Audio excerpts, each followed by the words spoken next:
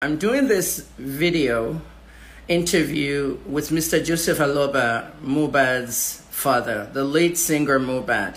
So we're going to do it properly. I'm doing it on my iPhone now. And Oluwashoga, can you make a request from Mr. Aloba so that we can go ahead and start? If you want to support my video, okay, as you know, if we're on Facebook, it's stars and account numbers. But here, I don't have badges yet because this is a brand new Instagram page. I'm going to pin the information.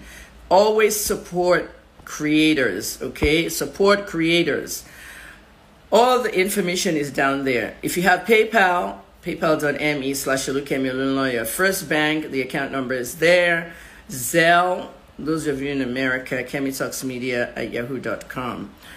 Support creators, okay? That's why YouTube has super things, TikTok has gifts, Facebook has stars, and Instagram has badges. I don't have badges on this account. Let's go. I have not done an interview for close to a year. I left Nigeria a long time ago. So I'm going to bring in Mohbad's dad, and I'm going to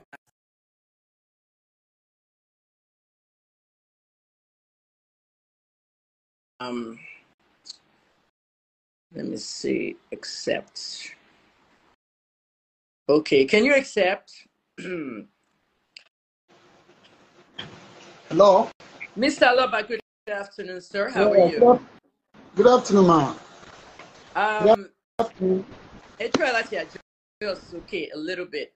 For anyone that doesn't understand Yoruba, I do a lot of talks in Yoruba English. It's a language that's a mixture of Yoruba and English.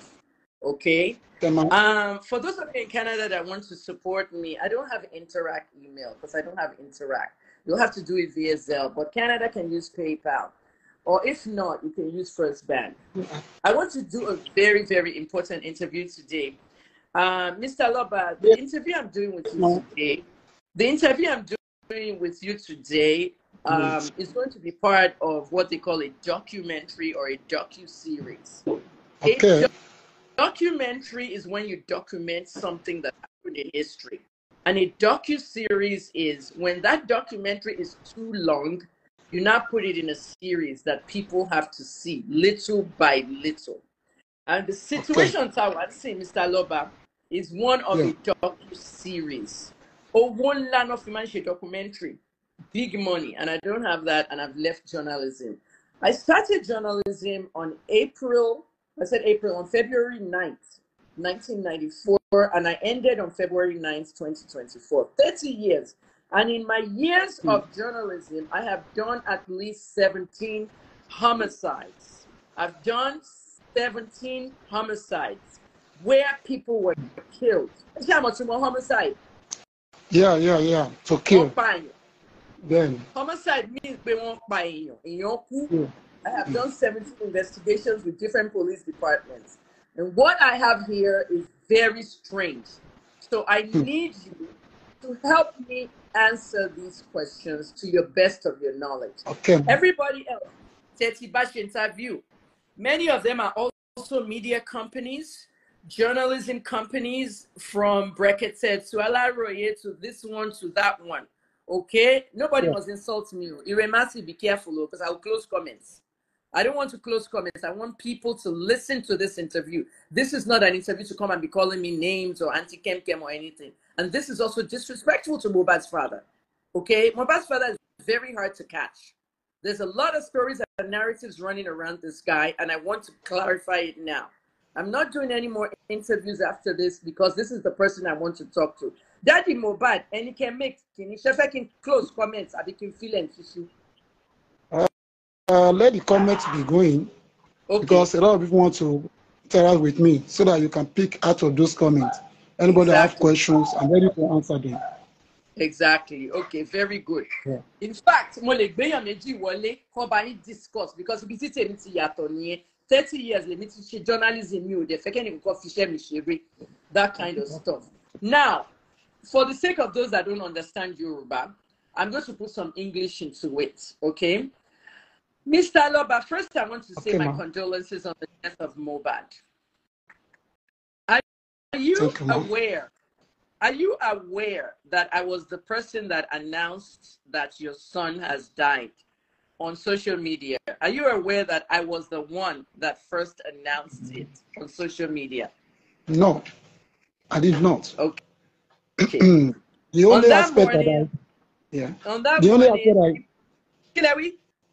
the only aspect I hear your voice is you mention of the DNA was done somewhere. I hear that. Yeah. It's okay. And let's even start with that DNA. Mr. Loba, are you aware of any DNA test taken on WUMMI's son, Liam?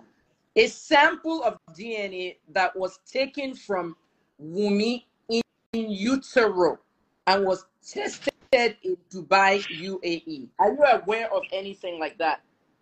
No. That's what I said now. I hear from you where you analyze on the DNA was done somewhere. So I'm not aware of any other ones. Yeah. So, but wọ́n ṣe in utero DNA. Utero mean pé èèyàn sì lóyún. Wọ́n dẹ̀ fẹ́ mọ ẹni tó lọ́mọ. Wọ́n lè take swab, wọ́n lè take DNA láti nú aboyún. Okay. No. We didn't know. Good. Mr. Loba. Yes, ma'am.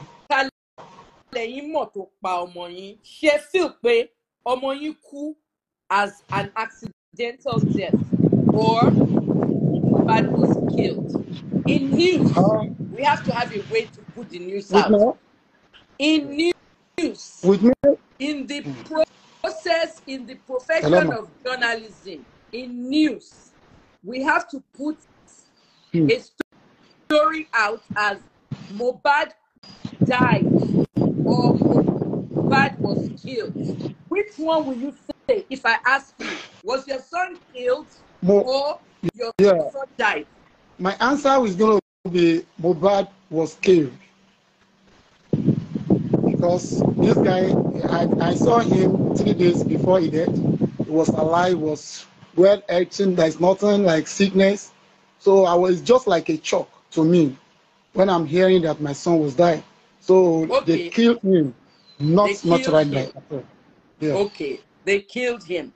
Mr. Loba Magbede Yoruba, fáwọn tí ò gbọ́ English dáadáa, gbogbo interview imagine Yoruba nìyẹn. Mo ní problem kan tó, ibi tẹ́ jókòó sí, játẹ́gùn wà níbẹ̀ tó ń fẹ́ bí kan. Yeah, up that fan. Ṣé fan ni ẹ̀hẹ́n? Yeah. Ẹ jẹ́ má bínú torí mo gbígbà mí ooru máa ń mú. So I believe pé wọ́n pa ọmọ yín ni. Bẹ́ẹ̀ni. Okay. Ẹ lè rí Mohbad 2 days before. 3 days. Kò sí nǹkan tó ṣe.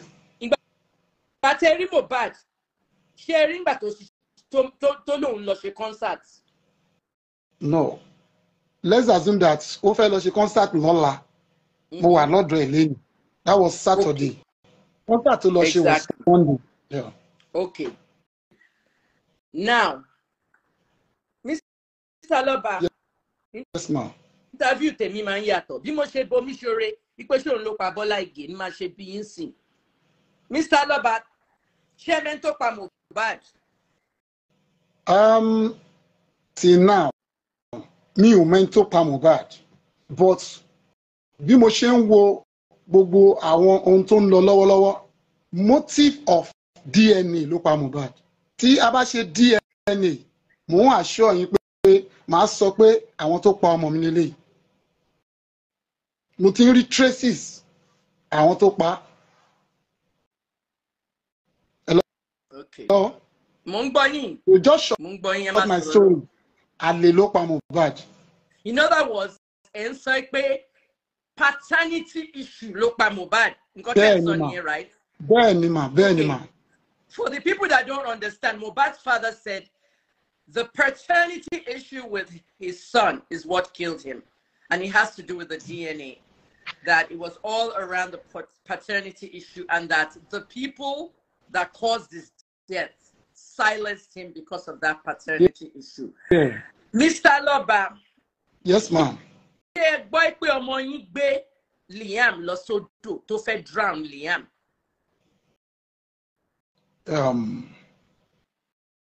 I was told. I'm not You were told? Yes. Me, Femoru Quento suffering because we have to protect many sources, which is what we do in journalism, regardless of if I've retired. You were told. No, let me just say. Wọ́n ní Mohbad ti gbé ọmọ yẹn dé odò tó fẹ́ drown ọmọ yẹn. So because of find out ọmọ yẹn ò ṣe tòun. Yeah, according to his friend, that shared with a friend, a prime boy. Yeah. He said something similar to that Mohbad was doubting the baby, that he was just half sex in contact with her once and he bring pregnant. So he was doubting the baby and he was saying they wanted to go and do the DNA. That is exactly what was the quarrel between two of them. Okay. Yeah. Daddy Mohbad. Yes, ma'am. Now, people go and go around DNA issue. But the DNA issue come out in the media. Tell you more to down or DNA in the media. You are the one, number one. Exactly. Because you said something about the result of DNA then before that man pick it also. VDM, len sorongpa. Yeah. All right. Ibi tí homicides ti man ṣẹlẹ̀ tó bá ti pààyàn. Ibi tó yẹ kọ́lọ́pàá máa wò kọ́lọ́pàá máa always wò. That's why they call them in detectives. Àwọn ọlọ́pàá wà tẹ́ pé wọ́n máa wà nínú títì, wọ́n máa direct traffic officers làwọn yẹn. Àwọn ọlọ́pàá wà tó máa lórí counter tó máa gba police reports. But àwọn ọlọ́pàá kan wà tó máa investigate ikú èèyàn. And they call them homicide detectives. Iṣẹ́ tí wọ́n dẹ̀ ní kó máa detect nǹkan tí ẹlòmíì ò rí. Now, kí lẹ̀yin feel pé motive Wùnmí jẹ́ for ẹ jẹ́ kí n parí question yẹn. Kí lẹ feel pé motive Wùnmí jẹ́ láti hide paternity ọmọ ẹ̀? In other words, what is Wunmi's motive to hide the paternity of the baby? Yeah, the motive is that he just want to close the issue of DNA. So he don't want that the secret to be out. He's hiding something. Yes, he was hiding secrets. Only àwọn kankan tó jọ mọ́ ọ̀rọ̀ yẹn tó fi pamọ́. Arguments don't jà lórí step. Yes. Arguments don't jà lórí step. Wọ́n ní ọ̀rọ̀ ọmọ ló tún fa ìjà. So, èmi ò sí mẹ́, but ọ̀rẹ́ prime boy ó sọ fún èmi, ó sọ ní court, ó ní Mohbad ń suspect pé ẹ̀ẹ̀kan ló ń súnmọ́ ẹ níbo ló ti rí ọmọ tó gbé dání pé ọmọ yóò jọ wọ́n dẹ̀ máa ṣe test. Now, ìjà yẹn náà jáde show. Want to kúrò ń bẹ̀. The prime boy doesn't follow them, but ẹni tó tún tẹ̀lé wọn lọ which is pending ó sọ pé ìjà yẹn continue títí wọ́n fi délé. Wọ́n tún délé ìjà yẹn tún bẹ̀rẹ̀. According to that spending, only Adra was up also. So where I was really annoyed with those people that are with my son now, they keep that secret. None of them speak out. So there is something they are hiding. Tí o bá sí kọ́lọ́fín. Ṣẹ́yìn lẹ bí àdúrà, ẹ̀yin lẹ bí àdúrà. Èmi ni mo bí àdúrà mà. Àdúrà ò sọ̀rọ̀. Àdúrà ò sọ̀rọ̀. Wọn ò dẹ̀ pè mí pé Mohbad kú. Dàróṣà ò sọ̀rọ̀. Dàróṣà ò sọ̀rọ̀. Ẹ jẹ́ ká lọ sọ̀rọ̀ Dàróṣà. Okay. On the 9th of May, ọlọ́pàá invite Dàróṣà kó wá sọ̀rọ̀ nípa embalming of Mohbad's body. Yeah. Ẹ jọ̀ọ́ Mr. Lọ́ba, nígbà tá a gbọ́ case in the beginning, wọ́n ní Dàróṣà ti embalm body, nígbà tẹ̀yìn débẹ̀, body wà lẹ́gbẹ̀ẹ́ staircase, wọ́n ti embalm ẹ̀. Ṣé ẹ ṣọ́ wọ́n ti embalm body yẹn sà? Bẹ́ẹ̀ni, it was embalm. Wọ́n ti block nose, wọ́n ti block here, mouth. So wọ́n dẹ̀ ti gbé iyọ̀ sí láyà. Call it local embalming. Wọ́n ti embalm Mohbad. Now, nígbà tí ọlọ́pàá sọ fún àwọn Ìyábọ̀ Òjó, ìpè kọ́ má dààmú àwọn, the case has been moved to the DPP, Director of Public Prosecutions. Ṣé ẹ mọ̀ nǹkan tí DPP máa ń ṣe? Tí police bá ṣe parí investigation, wọ́n máa close it. Wọ́n á gbé lọ sí Director of Public Prosecution. I think that's Onigbanjo's office. So much DPP ló máa decide Shama treat Casey, Kalama charge, Kalama arrest. So case still lost sọ́dọ̀ DPP. Mr. Loba. Yes, ma'am. Meaning pé ọlọ́pàá ti parí site wọn. Ẹ jọ̀ọ́ sir, Sherry team tí Governor Sanwo-Olu put together for this case. Did you see the team he put together for this case? The forensic team, the doctors, the pathologists, the police. Did you see the list? I haven't. I haven't seen the list. List, yeah. Because Lagos State government actually they put together a team of forensic experts. What you mentioned abroad. I want to Google tests. I want to investigate. They had a good team with the comments for the team. Yeah, with the bound from September 15th to the end of September, 2 weeks. Mohbad was lórí case. Mohbad compare videos Timori online. So Naira Marley bully Mohbad at Sam Larry because our videos, yeah, some of those videos were digitally altered. When I say digitally altered, for example, Mbati NDLA raid ilé àwọn Malians. When you arrest Mohbad, and Mohbad was not arrested. Mohbad and WUMMI got away. They fled.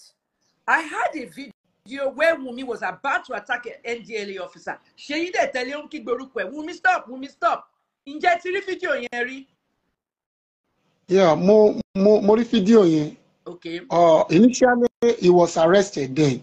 And according to him, he said they have released him. They released him among of the people they arrest. And he was surprised by seeing him said, when he now reached home, he was scared. So I don't know exactly what happened. He now said he saw two people. I will tell you exactly what happened. Mr. Aloba, I will tell you exactly what happened. Okay. Unfortunately, like, I just want to read Malian house. Want arrest Mohbad. Want to WUMMI get away. The very next day, we contact Naira Marley by email. I need money email by WhatsApp. Money come up on Leo. Once you arrest everybody in your house. Oh, and it's Sweden, and he was on the plane. Oh, they tweets, babe. I heard that they arrested my artists, they assaulted them, blah blah blah blah blah. It was the next day. Ni Mohbad you just to watch a video. Kontoni, if anything happens to me, blame Naira Marley and Malian music. Sir, on the 22nd of February 2022, the next day, yani Mohbad share video yen. Share wa we pe àwọn èyàn burúkú wọ́n mú video yen. Wọ́n dey twisted. See October of 2023. Wọ́n saw the video October when it was a February video. Yes. Video. Yes. October yen. Mr. Loba video ti October yen. But Monja Mohbad lọ sọ fún Naira Marley pé òun ò fẹ́ management Naira Marley mọ́. I want out of this contract. I want out of this. Ibẹ̀ yẹn ìjà ti ṣẹlẹ̀. Tí blood pressure rise. Ṣé rántí case yẹn? Yes, I was there. I'm with my boy there. I'm with him. Okay. Yeah. We so saw on that very day when I reached his home. We saw you and the mother go to Naira Marley's house. But are you aware that during that time, I was the only one. Okay, I was the only one. Toast Marie, I'm not working for Naira Marley. I have not talked to Naira Marley since I met him the first time and last time. Okay, I don't want to remove you from this live. The comments are only there because Daddy Mohbad wants the comments to be there. So if I hear bullshit from you, I'll remove you next time. Do you understand me? I don't tolerate bullshit. I'm not in Nigeria anymore. I've retired from journalism. If you feel that you can't respect me and you want to disrespect me, leave my life or I will block you. Simple. I'm not tolerating BS from anybody. I'm doing one of my biggest interviews in my career. Okay? Because I'm taking this case internationally. All right? The people who have this cover-up under wraps are going to be uncovered. Okay? Ọlọ́run ló máa ń jà ìjà fún yàn. Gbogbo nǹkan tí David Hunter ṣe sí mi, Ọlọ́run ló disgrace ẹ̀. Wọ́n deport ẹ̀ ní Zimbabwe, the biggest university in the world, Oxford University disgrace ẹ̀. I didn't do that. Ọlọ́run ló jà fún mi now. Ọlọ́run ló dẹ̀ máa jà fún Mr. Loba. So listen well. I don't want any negative comments here. I don't have the time for it. Okay? Ọba kan náà yọ nísìn, tó ti sọ́dọ̀ ọba padà. Emir of Kano. God will uproot all the enemies that are there, okay, who are stopping justice for Mohbad. I might not be an activism in the activism group simply because journalists are not allowed to be inserted in the story. But as a journalist, okay, excuse me, Daddy Mohbad, emi man lo American slangs gone because he been able to grow. So excuse me, Simba feel offensive at any time. I won't continue to on TV, you're the platform. Okay, the people that really fucked up this investigation are going to see what I'm going to bring out. I'm in touch with Al Jazeera, everybody. Daddy Mohbad. Yes, ma'am. Mohbad going internationally. You know, they charge in low, you can charge in your ninkokon. Mohbad free exposure they deserve. I'm talking to a lot of international platforms, including Al Jazeera and others. Ibiti Omatimata. Okay, I was a correspondent for BET in Canada. Hip-hop correspondent. Our rappers America Meji. One best story Mohbad as in one call RIP Mole. Tweets here. Pastor wrong by TikTok Timothy Kuro Mbibai. Little Dirk at Mick Mill. One tweet RIP someone. But our fans and rappers here not sorry Spotify Mohbad. Don't log bobo ni. I want not blow Mohbad. Tio wo lo soke. T streams Mohbad lo soke.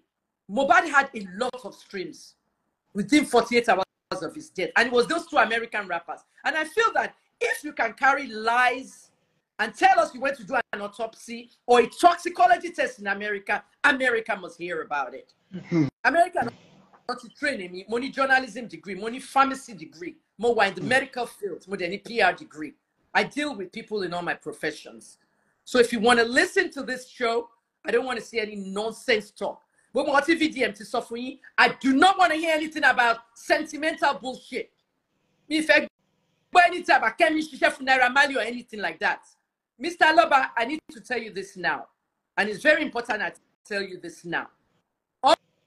Mohbad could like me. Did you know that? I don't know. Masofuyin, bo sheje, omode ni Mohbad si mi. Mo bi àwọn tó ju Mohbad lọ. Oldest me 37. Next one 33. Baby me 24. Bí ẹgbẹ́ baby me ni Mohbad ṣe marry. Naira Marley don't fair for me birthday present. Every year, no man send me birthday present. Mo jà fún Naira Marley by EFCC case because EFCC did wrong the way they handled the case and the bail and everything. So I had not even met him and I said, Emma violates human rights somewhere. Yeah, I am 55th birthday. One dress me up. I want to Lawani. One she party for me. Naira post me story. Oh, they send me low. Me really. The next year, pandemic, and you call it Jadi. She party online. He was having was story live. Oh, calling for me. Naira send me gifts. Oh, at the 2021, August 6th, ni birthday me. Mo make 60 this year. But what the 2021, mo wa lọ sí funeral Baba Tiwa Savage. Ìgbà tí mo dé funeral Baba Tiwa Savage, mo fẹ́ kẹ́ gbọ́ story tí mo sọ fún yín. Mo wá rí Naira Marley. For the first time, mo pàdé àwọn Malians. Mo bá Shodi ya photo, mo bá ṣe ya photo, mo bá Naira ya photo, mo ṣe video pẹ̀lú Naira. Ah, mo ti fẹ́ rí Naira Marley o. Nickname mi Ìyá Naira. Mo kọ́ tó ṣe máa ń pè mí ní Ìyá Naira. Nígbà tí mo wà l'Amẹ́ríkà, Mr. Loba, 1995, táwọn Nigerian gba green card lottery. Tó máa dé America, tó ń rí gbígbé, tó ń rí iṣẹ́, tó ń mọ gbogbo navigation. Èmi ni mo ṣe navigation for everybody. Èmi mo settle àwọn Nigerians. Wọ́n bá name mi ní Ìyá Naira because I was helping Nigerians. Gbà tó wá dìgbà tí Naira Marley EFCC case, mo bá EFCC jà gan, tí mo follow wọn, tí mo wò wọn. Ẹnìkan lá America gbà yẹn, Mommy's Planet, ó wá ní, a máa revive Ìyá Naira o. Bó ṣe revive nickname. But many Nigerians didn't know that it was a nickname from something else. So they said, she's Naira Marley's mother online. You have to know why they call me Ìyá Naira. But at the end of the day, mo finally pàdé Naira Marley. Ìyá Naira pàdé Naira àbáṣe video àṣe gbogbo ẹ̀. Mohbad ẹnìkan ló kù. That performance of your son on the stage, a minimal filming, the best performance, a minimal filming. I will send it to you. It's a good memory. Ṣé ti rí performance yẹn? Daddy Mohbad ṣé ti rí performance yẹn? No. Hey, Thierry, you have to have it. You have to have it. He performed at Tiwa Savage's father's funeral. Gbogbo àwọn tó perform kini wọn ti sọ̀rọ̀ dé ni. Wọn ti sọ anything. Tiwa Savage ò ti sọ̀rọ̀, gbogbo wọn ti sọ̀rọ̀. Àwọn tó sponsor show, wọn ti sọ̀rọ̀. Those sponsor bitters, sponsor gbogbo wọn ti sọ̀rọ̀. Ẹ jẹ́ ká máa sọ̀rọ̀ sọ̀rọ̀ níbi tọ́rọ̀ wà o. Okay? Bàbá yìí ti ṣiṣẹ́ lọ media tour náà ń pè l'Amẹ́ríkà. Ó ti interview with everybody. But we are not getting to where we should be. This is Kemi Olunloyo. This is not every media. So, nǹkan tó ṣe máa ṣẹlẹ̀ ni pé Mohbad ò ya photo pẹ̀lú mi, ó yarí. Mo dẹ̀ mọ́rí sí tó ṣe like mi, wọ́n nítorí ìjà Davido. Davido rules sí mi. And there's in for like some 5 years in sin. At the end of the day, nítorí Davido blah blah.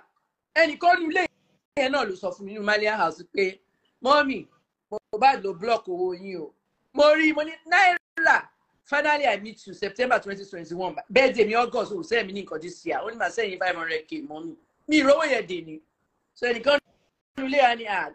Mohbad lo block o ni ko like you. Only ke naira ma send you lowo because to ba send you lowo nsin. Think nkan ba sele nsin. Eyin le ma koko report bad story about them. That is okay. He had the right to not like me. And he can't be. Why are you even involved in the Mohbad story? The guy didn't like you. The guy was blah, blah, blah. Shut up. I cannot sit as a journalist in Nigeria, a transparent one. See me on bribe no way. Kiri enyo. Can we just get away with murder without anything being solved? I wanted you, sir, to know that part of the story. Okay? Because some people are there. Don't say, kilo come pẹ̀lú ku Mohbad. Ẹ má máa sọ̀rọ̀ nǹkan ẹ̀mọ́ ẹni tó block owó yẹn tó ṣe kiri. Àwọn kọ́lẹ̀ tí wọ́n sọ fún mi pé mọ́mí Kẹ́mi ẹ ṣe tẹ̀wà involved. Èmi ṣiṣẹ́ tèmi as a journalist ni. Mo ń document kan into history ni. Èèyàn 27-year-old. He was. Àwọn powerful people wà ní Nàìjíríà. Ẹ jọ̀ọ́ ẹ má bínú sá. Àwọn powerful people wà ní Nàìjíríà tó jẹ́ pé wọ́n á lo power wọn láti cover up oríṣiríṣi nǹkan. Wọ́n dẹ̀ máa fi cover up àwọn èèyàn. They will kill you, make it look like an accident. Mohbad died of a homicide. So nobody must interrupt me or disrespect me on this live. Comments are just flowing because of Daddy Mohbad. Mohbad law, but the faces of the dead must remain in the news. They must always be remembered. They must never be forgotten. And if his wife is a black widow and was behind this, and people are saying the same thing about this fraternity argument, or Tony, Prime Boy, you heard what Prime Boy said. Ṣé mo wà ní concert? Mi ò wà ní concert. Wọ́n jà ń pa paternity ọmọ nínú mọ́tò. Ṣé mo wà ń bẹ̀? Mi ò wà ń bẹ̀. Things are adding up, and this man is going to get the justice he deserves for his son. Mr. Aloba, MIT sin ọmọ yín. MIT sin ọmọ yín. At first, mo ní kó lọ sin ọmọ. MIT sin ọmọ yín. Because mo ṣe case kan l'Amẹ́ríkà. Mo dẹ̀ sọ fún Sisi kan lórí TikTok tó jẹ́ journalist, former Sahara Reporters admin, Fatima, tó wà pẹ̀lú mi lórí TikTok. 5 hours láfi wà lórí TikTok now. Money, if you remember that case of Ginny and Georgia, they exhumed the body after almost 3 years. And they found crystals of antifreeze inside the body. And you're poison here. What antifreeze in the drink? What poison it? Obìnrin yìí pa ọkọ ẹ̀, ó dẹ̀ tún wá pa ọmọ ẹ̀, ó dá antifreeze sórí present husband yẹn kú, ó fa antifreeze sínú drink ọmọ ẹ̀, ọmọ tó mọ gbogbo nǹkan tó ṣẹlẹ̀, teenage girl, ó wá kọ suicide note, ó gbé sẹ́gbẹ̀ẹ́ body ọmọ yẹn, but ìgbà tí ambulance dé tó ń gbé ọmọ yẹn, ambulance wá sọ fún àwọn ọlọ́pàá pé this girl is still alive. Ìgbà tó ti ń recover lọ hospital, àwọn ọlọ́pàá wá pa lọ hospital, wọ́n fi suicide note hàn, ó wá kà á, ó lóun kọ́. At that point, làwọn ọlọ́pàá decide pé kí wọ́n lọ find out the first husband ẹ̀ ṣe kú. Wọ́n lọ exhume boy now. Our journalists are stories now. That's what Ginny and Georgia is about on Netflix. They still found the crystals of the antifreeze in the guy's body, meaning that this woman poisoned all her husbands. But the Nigerian government cannot find what poisoned Mohbad. They can't find a cause of death. Everybody has a cause of death. Daddy Mohbad, Mr. Aloba, báwo lẹ ṣe rí nígbà tó sọ fún yín pé kò sí cause of death? Báwo lẹ ṣe freeze? Báwo lẹ ṣe rí? Báwo lẹ ṣe feel nígbà tó sọ fún yín pé kò sí cause of death? Àwọn ò mọ̀. Ó dàbí pé ó ṣẹ̀ṣẹ̀ kú ní ọjọ́ yẹn gangan, because mo ti rely pé I will hear the cause of that death, but when I now begin hear a lot of news that is they can, I don't know. I was shocked. I was crying. Even I was at the court that very day. I have to go out. I began crying. So I'm not feeling happy at all. I was feeling so sad. Since then, I've become a talkative because nobody can say I should not talk. I will talk. Even if I even see any other way to express my feelings, I will do it. Because yes, I want everything to expose. Because mi ò gbádùn ara mi mà. Because bí mo ṣe gbọ́ news yẹn pé wọ́n detect ohun tó pa ọmọ yìí. I called one of my friends, he was in America, and he said, if tíyàn bá kú fún ọdún kan, wọ́n detect tó pa. Now, mo dúpẹ́ lọ́wọ́ ìjọba pé wọ́n ti ẹ̀ ṣe nǹkan kan. Okay, mi gbọ́ yẹn, we have to plan for the private autopsy and the pathology. So we need private ones to let my mind rest. And the pathology of that boy, Liam, is necessary because it's one of the motive of what killed my son. I'm saying it with boldness. Yeah. Because if not because they exhumed the body of Mohbad, all this thing will not be open to me. I've already made up my mind that I've already wasted. But when I now exhume him, a lot of things are becoming into my head. As I'm talking to you. Okay. Tẹ́ bá fẹ́ sunkún lórí live yẹn sunkún yẹn jáde bẹ́ ṣe máa get healed nìyẹn. Tẹ́ bá mọ ẹkún tí mo sun lórí TikTok live ní ọ̀sán yìí 5-hour TikTok live bí Ìyábọ̀ Òjó àti gbogbo àwọn tó conspire láti fẹ́ assassinate me àti lock me up sí prison nǹkan tó ṣẹlẹ̀ lórí TikTok live mi nìyẹn. So tẹ́ bá sunkún ó máa ń heal èèyàn. Ẹ jẹ́ kí n sọ nǹkan kan fún yín. Ẹ máa ṣe àwọn homework kan fún mi. Ẹ máa ṣe àwọn homework kan fún mi bí ọmọ school ṣe ń ṣe homework fún teacher. Ẹ sọ pé ẹ̀rí pathology team tí wọ́n mú fún Mohbad. Màá bá yín compile it together, màá dẹ̀ gbé fún yín. These are real human beings tí wọ́n put together tó bá fẹ́ ṣe investigation lórí dead body, homicide, suicide, whatever. Ṣé America, nǹkan táwa máa ṣe ni a máa kọ́kọ́ gbé body Mohbad. Okay, màá fún ilé example. Ṣé ti gbọ́ pé olórin tó ń pè ní Whitney Houston tó máa ń kọrin ọmọbìnrin tó ń pè Whitney Houston? Ẹ mọ̀? Mi ò mọ̀. Bóyá ẹ mọ̀ orin ẹ̀, bóyá ẹ mọ̀ in person or ẹ mọ̀ as kini, but orin ẹ̀ gbogbo àwọn orin ẹ̀ ló popular. Ṣé Whitney ọ̀rẹ́ mi ni? Èmi ni blogger lórí reality show tó ń ṣe pẹ̀lú Bobby Brown ọkọ ẹ̀. Cocaine, crack cocaine ni Whitney man smoke all the time àti cigar. Ó lè mu cigar 4 a day, 4 packs àti crack cocaine. Nígbà tí Whitney kú, wọ́n sọ fún wa pé Whitney ti kú. Wọ́n bá nínú bus stop, ó jókòó nínú bat. Ó ẹ̀ṣẹ̀ jẹun tán. Oúnjẹ wà lórí tray nínú yàrá ẹ̀. These are expensive places, Beverly Hilton Hotel. Wọ́n dẹ̀ ń ṣe pre-Grammy party. So yẹ kó ń gan wà ń bẹ̀. So at the end of the day, nígbà tí Whitney kú, gbogbo èèyàn ti assume pé drug ló pa because ó máa ń lo drugs kù. In the end, wọ́n ṣe autopsy fún Whitney. Autopsy Whitney came out with heart problem ló pa. Kí ló dé secondary heart problem secondary to gbogbo drugs tó ti lò ó ti destroy gbogbo cardiac muscles ẹ̀. However, what is happening is everybody had to wait 6 weeks for the toxicology test to really know what was inside Whitney's system, to really know whether the food tó ń rí lórí table yẹn tó yẹ ṣe jẹ tán wọ́n poison it, to really know bóyá oúnjẹ yẹn ti pẹ́ ń ta, bóyá salad yẹn ti lò 3 hours ní kitchen kó tó gbé wá bá. Food poisoning ló ń pè yẹn. Salmonella bacteria.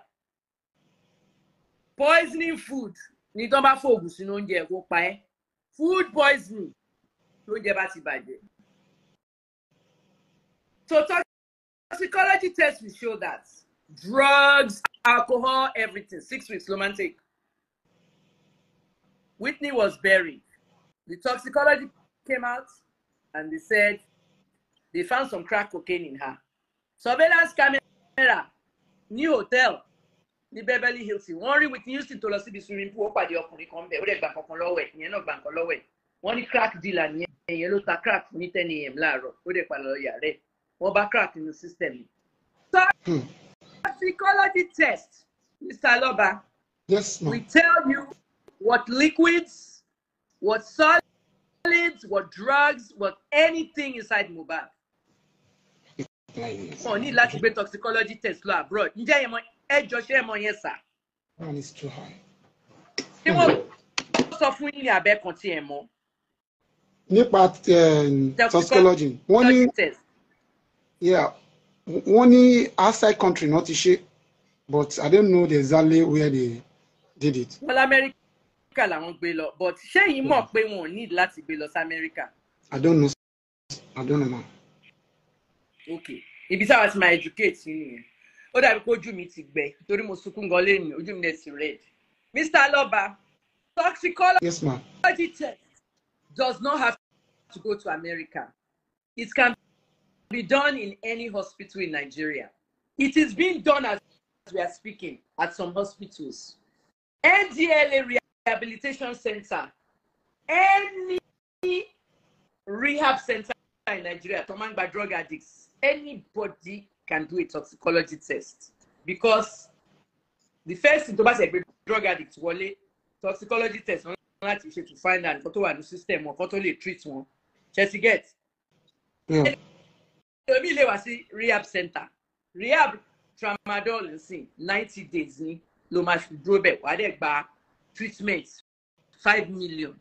Tó bá wo be torí tramadol lo mu o ti wà addicted o fẹ́ kúrò be o. Wọ́n máa kọ́kọ́ ṣe toxicology test láti rí nǹkan tó wà ní body ẹ̀ because other things lè wà ńbẹ̀ tó sọ fún wọn. Cocaine lè wà ńbẹ̀, colos lè wà ńbẹ̀. Wọ́n ní láti gbé toxicology test abroad. Education is power. Sọ pé para oko ni o. So we're educated, but I want to educate him more because it did not need to be taken to America. America not below. That's why this story is going to have an American angle. America limited train. And I feel that our media in America, I want to look at CNN. You are interested in CNN, please. I'm doing serious stuff here. I'm not reporting the death of Mohbad. I'm investigating the death of Mohbad. Moti retired after 30 years, but this was my last investigation. So any updates in this investigation will be documented to be in his. Now, Mr. Loba, DNA test. Yes, ma'am. Yeah. On your major official DNA test, share what aware. But in bad Buhilo Beleni, Timo for Benele. Kọ́lọ̀ má jàrí nǹkan burúkú o kẹ́yìn ti lọ kú sílẹ̀ lẹ̀ kọ́bẹ̀ yẹn wà lẹ́gbẹ̀ẹ́ yín Kemi ti lọ sí abroad ṣé wà wí àpé tọ́lọ́pàá bá mú ọ̀bẹ yẹn wọ́n lè rí DNA mi lára ẹ̀. Ṣé mọ̀? I don't know. Ẹ wà wí à.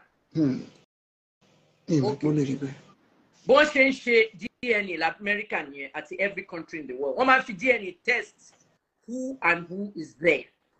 Whose DNA was left there. Many murders in America have been solved with DNA, sir. Àwọn kan wà tó ti lọ sí ẹ̀wọ̀n. Mo dé show ẹ ti ka story kan rí. 1 or 2 or 3 stories. Ẹ ti kà ń bì kan. Man released from prison after 27 years. Wọ́n release it because DNA sọ pé kò sí ní site of the crime. Kí ló ṣe 27 years? Dúdú ni àwọn ọlọ́pàá dé kọsẹ̀ láti confess. It is always the same story.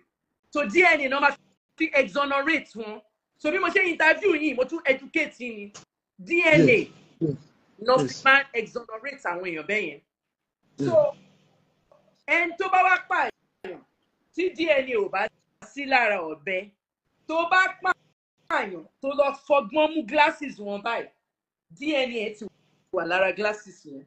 That's why táwọn ọlọ́pàá fi máa wọ gloves tí wọ́n á mú ceram bag wọ́n á kó gba àwọn nǹkan tó ń rí yẹn sínú ẹ̀ tó ń lọ test ní forensic lab Lagos ní forensic lab okay doctor tó dẹ̀ run forensic lab Lagos yẹn ó testify ní inquest yẹn so they need to answer more questions.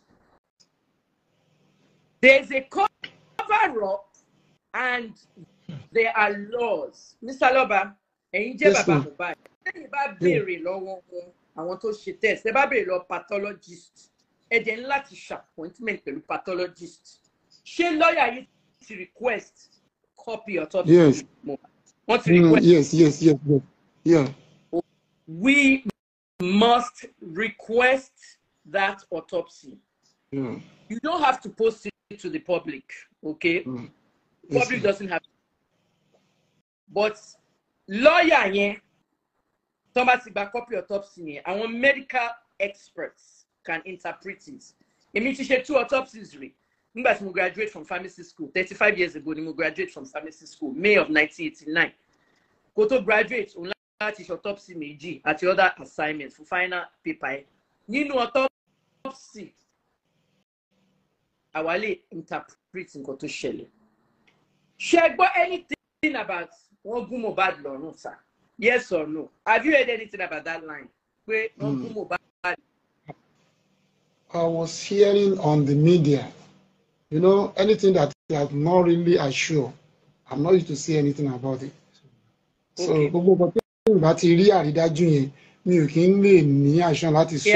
but when I entered the house, I saw soap blood on the doobie. A white blood doobie turned to Kampala. Yes, on that very day. So, which I'm suspecting, say, but my brain then, Apollo me, she shares man, because all that people so pay conflict can join Lara. Me, ati she mama record, but a Jayamo Bambe, Aburo ya Mohbad testify see. I shot 2 went on to him, no soft a J1 be by, no a jetty. Okay, let's assume pé wọ́n sọ pé wọ́n gun ní nǹkan láti show ẹ̀jẹ̀ yẹn show continue títí di èyí ni tí wọ́n dẹ̀ mọ̀ pé hospital the next thing.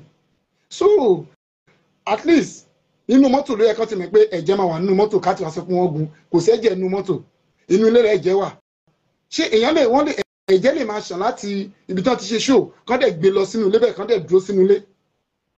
Mr. Lover. So ẹ̀jẹ̀ ti show. Yes ma. Ibi tó ti wá pé wà ní investigative journalist ni pé àwa máa investigate àwa kọ̀ọ̀kan investigate àkọ́jáde fún gbogbo èèyàn láti kà as media. Ibi sáwọn detectives pé ọlọ́pàá làwọn àwọn máa investigate àwọn á detect àwọn nǹkan kan. Mo detect part yẹn. Ṣé wà wẹ́ pé nígbà tí police ṣe press conference wọ́n fi photograph ọwọ́ Mohbad hàn wá? Bẹ́ẹ̀ni. Ṣé ẹ rí photograph yẹn sà? Mo rí. Tẹ́ bá wo photograph yẹn. Our Mohbad had injuries synonymous to glass and metal. She notice. Mo notice pé ọwọ́ yẹn ṣá mi mọ exactly to cause. Nǹkan tí prime boy ló punch bí mọ́tò yẹn glass àti metal ló wọnú ọwọ́ ẹ̀. Mo wá fẹ́ bi yín ní question kan. Nígbà tí glass àti metal wọ ọwọ́ Mohbad tó ní injury yẹn, automatically first thing tó máa gbé lọ hospital tetanus ni straight. Wọ́n láti fún tetanus shots.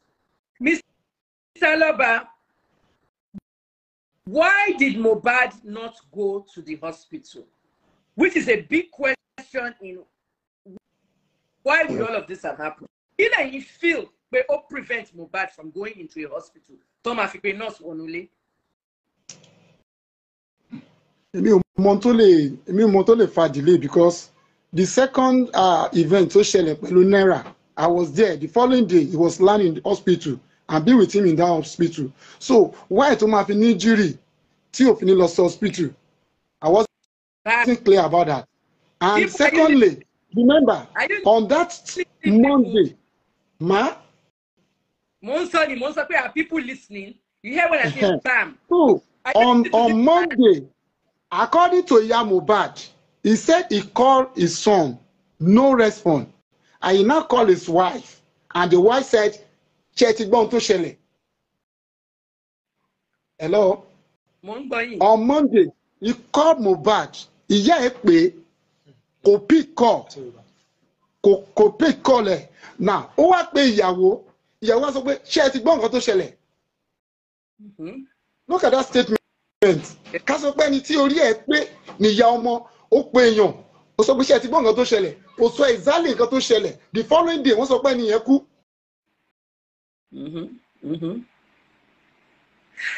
Now, nǹkan tí mo wá fẹ́ sọ. That means there is something. So the network got they are hiding.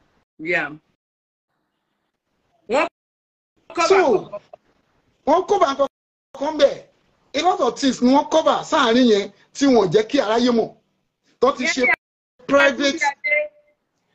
Ẹ̀gbọ́n náà ọ̀rẹ́ mi kan wà níbí báyìí. Yẹmi Agúbíadé, ṣé wọ́n ní Yẹmi AC ń bẹ̀ yẹn verified account. Yẹmi ṣo fẹ́ wọlé mo fẹ́ kó bá mi. Yẹmi ṣo lè wọlé níbi tó wà. Ṣó wà ń bí iṣẹ́ Amẹ́ríkà ló ń wà. Ṣó lè wọlé mo fẹ́ kó bá mi co-interview Baba Mohbad. Mr. Loba. Yes, ma'am. The point is this. Èmi nìkan ni journalist tí mo sọ̀rọ̀ ńgbà tí Mohbad tó wọ hospital tó ní high blood pressure. Gbogbo àwọn tweets yẹn máa send ẹ̀ sí yín. You must keep all these things for history purposes. Okay. Nobody got involved. Èmi wá ṣe mistake kan ńgbà tí Mohbad in tweet. Báwo ló ṣe máa jẹ́ 25 years old tó máa ní blood pressure wọ́n lù òun. Èmi wá ń tweet Naira Marley Naira kí ló dé ilé ayé ò lè tó yẹn. Mo actually call lórí tweet yẹn ilé ayé ò lè tó yẹn Naira. Please delete those nonsense tweets. What is this nonsense? Ibi tí mo regret yẹn mo ní kí Naira delete àwọn nonsense tweets. Ó ń bú padà ó dẹ̀ búra wọn. Ṣé àwọn tweets Naira delete yẹn? I now need them. But ó ti delete. Ibi tí mo ti regret yẹn. Because bó ṣe ń jà yẹn, there was a journalist tweeting both of them. Not one Nigerian media said anything. Mohbad wá kú tán wọ́n á gbé àwọn videos yẹn jáde wọ́n lọ sọ di ti NDLEA wọ́n distort ẹ̀. Ó ti bá wọn ọlọ́pàá ṣe. You have to authenticate these videos. They don't come up with anything. Just you understand it? Yeah. Now, the other thing I want to say is Ibo ni phone Mohbad wa sa. Ma? Ibo ni phone Mohbad wa. Mi ò mọ bí tí ó wà ọwọ́ ìyàwó ẹ̀ ló wà. And mo dẹ̀ ń fẹ́ kí wọ́n bá mi ṣiṣẹ́ lórí ọ̀rọ̀ phone. At least with phone, all the secrets will be leaked out. I see something earlier. Yes, àwọn tí wọ́n force gbowó lọ́wọ́ ẹ̀. A lot of things. Ìyá ìyàwó ń yáwó lọ́wọ́ ẹ̀. Gbogbo àwọn kinní yẹn ó máa tẹ̀ lórí àkáǹtì ẹ̀. So, tó bá lè gba phone yẹn, a lot of secrets ló wà ń bẹ̀. Even the camera tí wọ́n sọ pé kò sínú ilé, they will saw it there. Exactly. I think ọwọ́ ẹ̀ ló ti máa wo camera now. Ọ̀rẹ́ ẹ̀ sọ pé camera wà nínú ilé now. Kí ló destroy camera fún? Please, mo fẹ́ kẹ́ bá mi sọ fún gbogbo àgbáyé pé fóònù ẹ̀, the phone is very, very, very important. Ó wà lọ́wọ́ Wùnmí. Bẹ́ẹ̀ni. Mr. Loba, ẹ jọ̀ọ́ ṣé ti lọ rí bank Mohbad. Ṣé mọ bank Mohbad? Ṣé ti mọ bank Mohbad? Bank ẹ̀. Mi ò mọ bank ẹ̀ o. But mi ò mọ bank ẹ̀ o. Ṣèyí ti block gbogbo post no debit sí side tí wọ́n bẹ̀ yẹn. Ṣé pé Ṣèyí ló ń run modernization label. Yes. Even that Ṣèyí you mention now. Yeah. Is Cynthia friend, the wife of Mohbad. It's a friend to Ṣèyí. Now, anybody that not submits to Cynthia will never work with Mohbad. So that lady, you come manager now. Cynthia ni Wùnmí. Cynthia ni Wùnmí. Ẹni tí ò bá ti wà submit fún Wùnmí kò lè bá Mohbad ṣiṣẹ́. And that manager gbogbo secret tó bá ti rí ó gbọ́dọ̀ review ẹ̀ fún Wùnmí. There is a girlfriend tí ọmọ ẹ̀ ní outside country. Gẹ́yìn láti jẹ́ kó mọ̀. Ó ní láti jẹ́ kí Mohbad mọ̀ torí tí ò bá jẹ́ kó mọ̀ ó ti dalẹ̀ Wùnmí nìyẹn ọ̀rẹ́ tí wọ́n làwọn méjèèjì. Láti ìgbà tí ọ̀rẹ́ ẹ ti ṣẹlẹ̀ as a manager kò sọ a single word. She is supposed to be neutral. She is holding a lot of Mohbad's money. Our streams, our new songs, they're blessed. The question I have right now is, now that we know that Wùnmí has the thing, Wùnmí ló ti ṣe post no debit, penny okòlè fọ́kàn owó yẹn, blah blah blah. Ibi tọ́wọ́ yẹn pọ̀ sí ní side àwọn Naira Marley, but èmi ti sọ tèmi mo ti kọ nínú investigation tèmi pé kí Naira gbowó yẹn lọ sí probate. Ẹni tó bá fẹ́ fight for yẹn ọmọ láti lọ through probate lawyer ni. Tọmọ kọ́kọ́ bá dẹ̀ ní ẹnìkan lòun bímọ fún Mohbad the day after tí Mohbad kú, ǹjẹ́ gbọ́n pa yẹn sà? All those one are story o. Mi ò gbọ́n kankan o. Even there was a lady tó sọ pé òun lóyún oṣù mẹ́rin. Mo gbé lọ fún test yes, everything which is zero. Kò ní anything. Eléyìí sọ pé òun bímọ scam náà ni mi ò rí anything. Àyẹn tó bá dẹ̀ sọ pé òun bímọ kó contact mi because ó wù mí kí ọmọ mi lọ́mọ láyé tí ò ṣe ọmọ àlè. Tani owu. There was a lot of mistakes done and a lot of things that you were kept in the dark from.